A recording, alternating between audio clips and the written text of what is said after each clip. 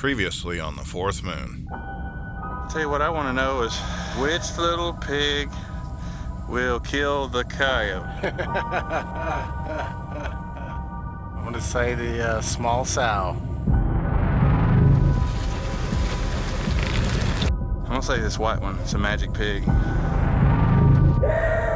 What would happen if we were to accidentally run into some pigs on the way home?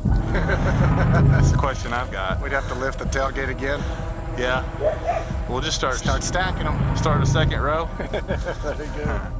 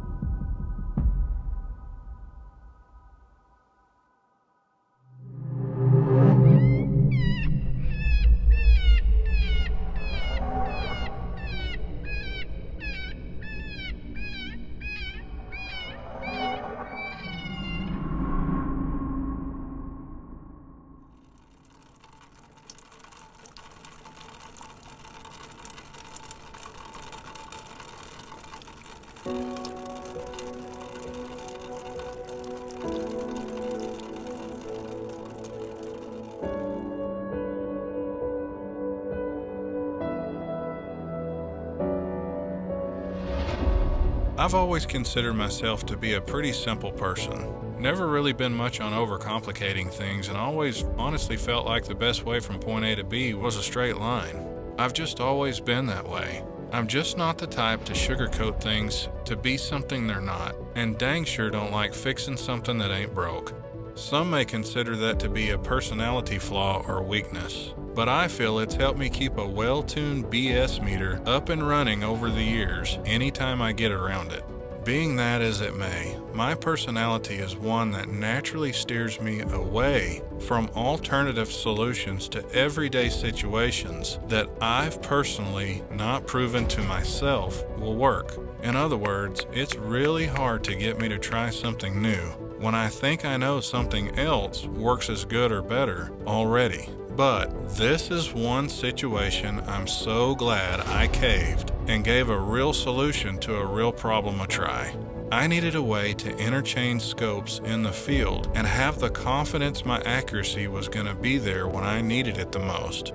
My plan with this project was to shoot a coyote using nothing but moonlight with my US optic scope, but I had to switch from thermal in the field on the fly to do it, and to do that was going to take 0 delta. I'll say this much, for a guy like me to put enough confidence in something completely new to me and trust that it'll work when I need it to the most surprises even my own self. I wanted to be ready when the time came to finally pull the trigger, and that coyote was standing in the exact spot I needed him on camera to kill him. There's no redos or retakes with coyotes when you're trying to get them on camera. And this technically challenging project I had taken on to kill a coyote with nothing but moonlight on camera was doable, but definitely ambitious to say the least. So I wanted to focus all my efforts on everything I could control, knowing full well there were still so many variables that were completely out of my control. I had enough to worry about between the clouds blocking out all my moonlight to shoot and film. The last thing I needed to do was drop the ball on all the things I had control over. I wanted to be ready when that moment of truth finally came and I had enough light to get him killed. I was in completely uncharted territory and was making corrections at every turn, but I knew with the right moon and the right coyote I could do what I set out to do. When you're trying something you've never done before, and you can't just do a simple Google search on how to film and kill a coyote on a bait pile using nothing but moonlight, you pretty much have to figure it all out on your own. Challenge accepted. All right, just to show you all exactly how accurate these mounts are, I'm going to do all of this in real time so you can see. Scope's completely off the gun. Put it back in the same exact spot on the pick reel. I've shot 3 times at the target.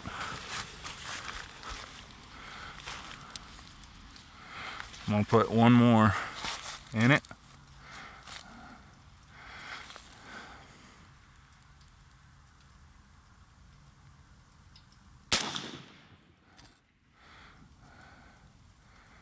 Alright, that's shot number 3.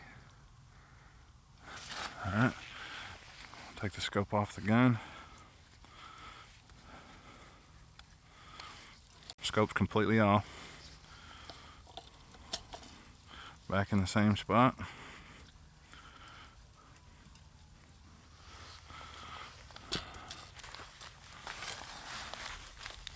This actually makes shot number 5.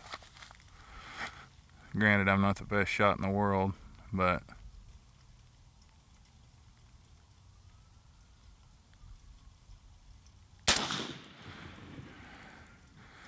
that's shot number 5.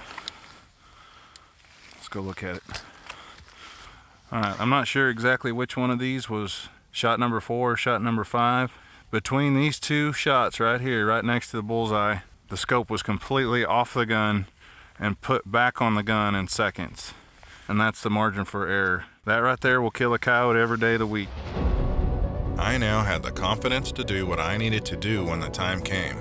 I needed a 3/4 to full moon to have enough light to get the job done. And right now, I'm just waiting and watching to see who's paying my pile a visit. It seemed like every night leading up to the full moon was delivering a new prospect. There were some that were regulars from the past few months, but almost every night a newcomer came to put his hat in the ring. Just about every time I watched the latest footage, I got to see a new face, and to me, having more coyotes meant more opportunities to help me seal the deal. I needed all the help I could get, because trust me, I've second-guessed whether I had bit off more than I can chew with this project plenty of times already since I started. I just hope I can stay strong and stay the course long enough for it to finally all come together.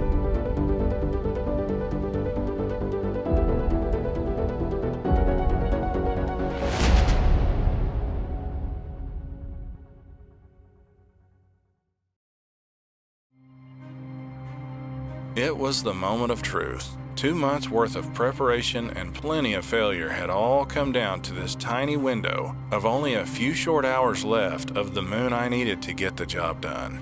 I used my thermal just to get me in there, but had my US Optics 1:6 power in my pocket for once I actually got there. It's really nice being able to interchange scopes in the field like that. That's something that's simply not possible without Zero Delta. Look them up if you want to try this, because they're the best mounts ever. Back to the learning curve I mentioned earlier. The biggest mistake I made when choosing a location to set my pile was making it impossible to see if a coyote was already there from the road. It was a simple mistake, but it cost me the advantage of knowing if one was already on the bait before I got there. You live and you learn, but you can't change the past, so the plan was to ease in as slow and quiet as possible, just in case there was already a visitor. At this point, I had no clue if one was there or not, but I had a previously chosen plan of approach to get close in case there was. I was going to do all I could to keep from screwing this up. One misstep or accidental crack of a twig could mean the difference between failure and success. This tricky situation was kinda like handling a gun. You have to always act like they're loaded, even when they may not be. And in this case, I wasn't gonna take any chances. Slow and easy was gonna win this race.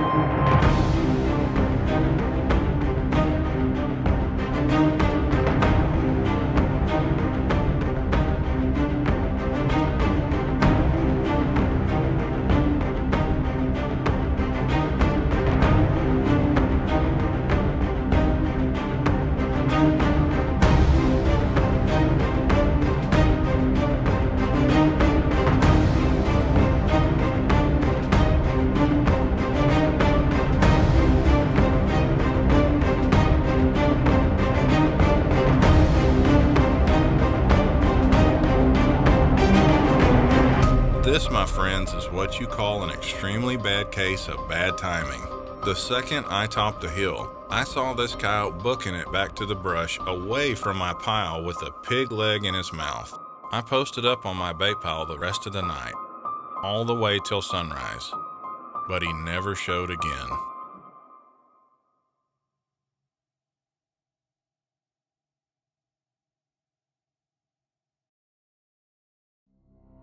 I would have to say the biggest mistake I made when I started this project was assuming the moon rose and set in the same position on the horizon throughout the year.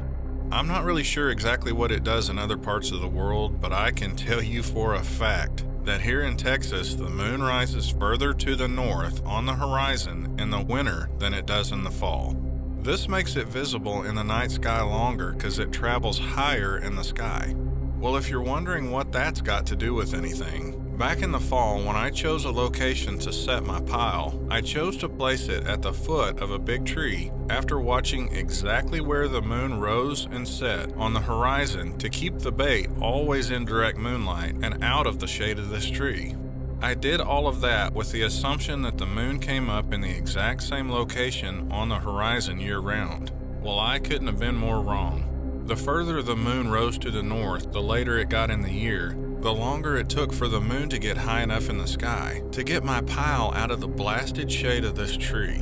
This was a crucial oversight on my part because not only was I losing critical shooting light, but I was also losing some of the coolest footage of coyotes doing things I've never seen.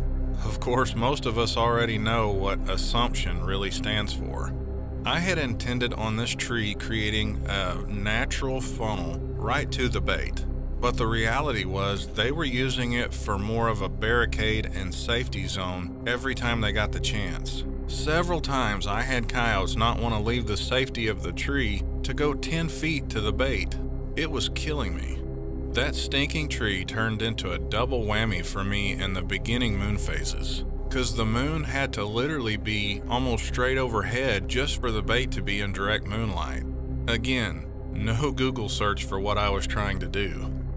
And on top of all of that, even when the lighting was right, there was still no guarantee they hadn't already drugged the particular pig they were working on at the time back up under the tree and into the shade.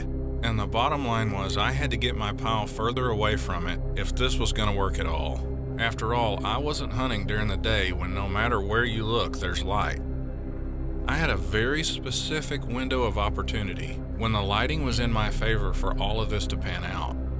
The best advice I can give someone who wants to try this themselves is to put your bait out in the open as possible, where a coyote is always shootable anytime he's on it.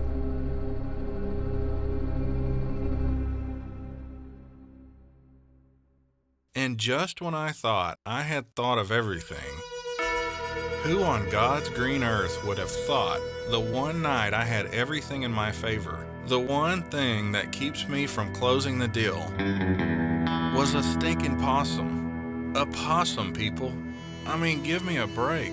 This was the coyote I had named Clumsy for various reasons, but he's about to start getting called Sissy for being a big baby. I mean, I know he's barely more than a pup, but come on, man.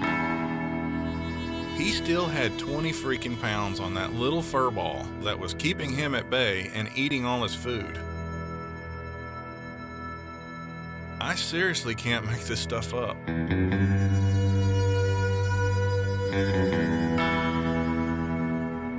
All I needed him to do was walk up to a pig and take a bite. I wasn't asking for a 30-minute moonlight chowdown. All I needed was a single solitary bite, and it was game over for Clumsy. But lucky for him, he was scared to death of that little fella. So what's he do instead? He walks over, finds him a few of the little table scraps, and says, "Don't mind me, I'll just go right over here and stay out of your way. Don't get in a hurry, I'll just wait over here for you to finish since you were here first anyway." Clumsy, I hate to say it, but you let me down, buddy. I do believe it was Ricky Bobby that said it best. He said, "Son, if you ain't first, you last." And all I can say, Clumsy, in this race to the bait, You definitely ain't first.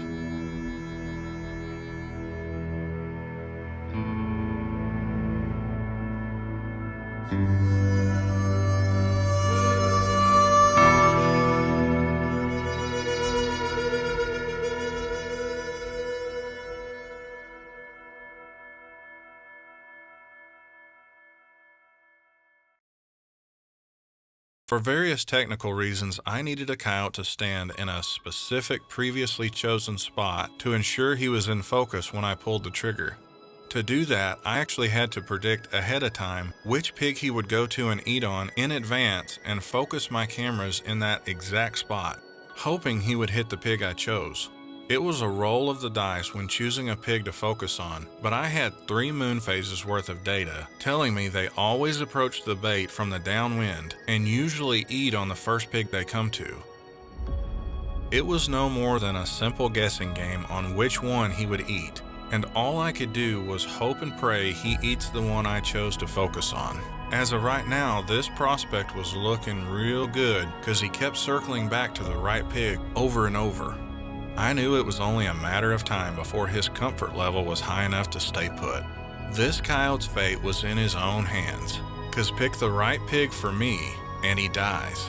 Pick the wrong one, and he lives.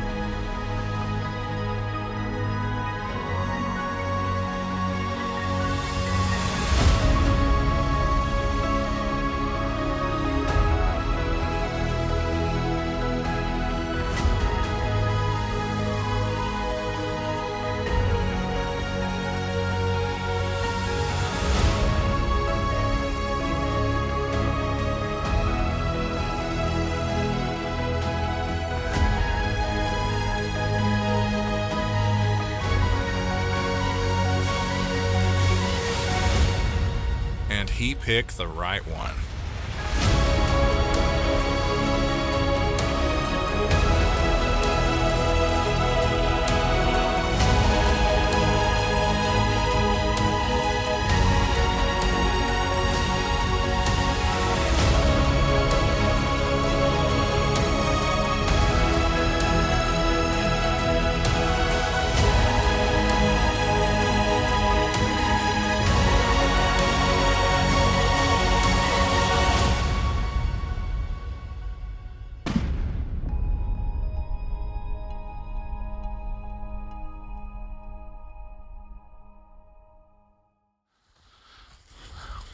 Man, that's a big old coyote.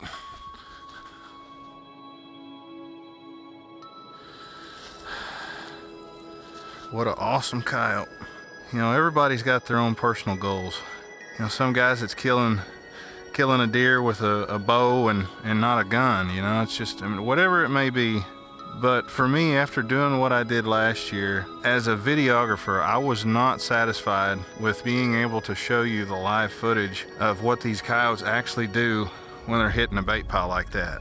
And I took it upon myself to try to show in detail what these coyotes do and their actions and behaviors and how they use their nose and how they're territorial, and they all have their own little personalities. And it was probably the most difficult thing that I've ever tried to attempt hunting in my entire life.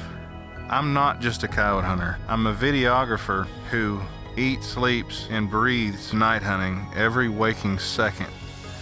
And when I'm not hunting at night, I'm thinking about it. But the personal challenge that I took on this year to show the world coyotes hitting that bait pile right there in such a way that they've never seen it, I would have to say that this is by far the most technically challenging project that I've ever attempted in my entire life.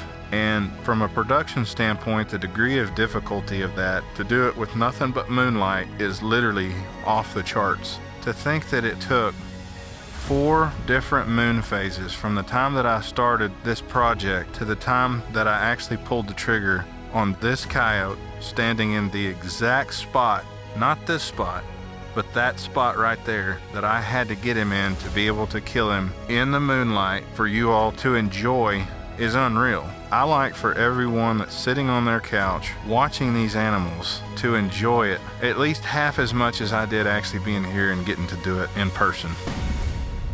For that reason, I would say that I would do it 10,000 times over to be able to show the world a coyote in a way that they've never seen before. And I feel in my heart that I've done that. And that's what makes me happy. That's what makes me tick.